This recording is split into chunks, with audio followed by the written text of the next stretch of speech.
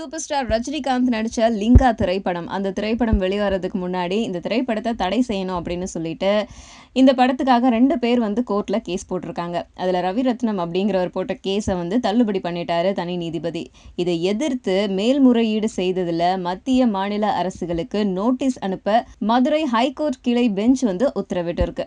ரவிரத்னம் இந்த மனுல என்ன சொல்லியிருக்காரு அப்படின்னா, தன்னுடைய முல்லைவனம் 999 அப்படிங்கிற படத்தை யூடியூப்ல பதிவேற்றம் செஞ்சதாகவும், அதை திருடி லிங்கா படத்தை கொடுத்துட்டாங்க அப்படின்னும் சொல்லிட்டு கோர்ட்ல கேஸ் போட்டாரு.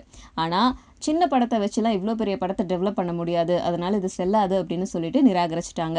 இதை தொடர்ந்து மேல்முறையீடு செஞ்சிருக்காரு. இது ஒரு பக்கம் போய்கிட்டு இருக்க, இந்த லிங்கா திரைப்படம் வெளியாகிறதுல மற்ற நிறைய திரைப்படங்களுக்கு பாதிப்பு ஏற்பட்டிருக்கு அப்படின்னு ஒரு புதிய குழப்பமும் வந்திருக்கு.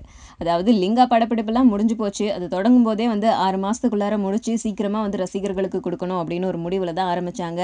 அண்ட் 12ஆம் தேதி நம்ம சூப்பர் ஸ்டாரோடைய பர்த்டே அப்போ வெளியாக போகுது. அப்போ வெளியாகிற லிங்கா பொங்கல் வரைக்கும், அதாவது மற்ற பெரிய திரைப்படங்கள் என்னை அறிந்தால் திரைப்படங்கள்லாம் வெளியாகிற வரைக்கும் எல்லா தியேட்டர்லயும் இந்த படத்தையே வெளியிடலாம் அப்படின்னு சொல்லிட்டு எல்லாருமே முடிவு பண்ணியிருக்காங்களாம். அதாவது இந்தியாவில் மட்டும் மற்ற மொழிகள் எல்லாமே சேர்த்து 3000 தியேட்டர்களுக்கு மேலே இந்த படம் ரிலீஸ் ஆக போகுது.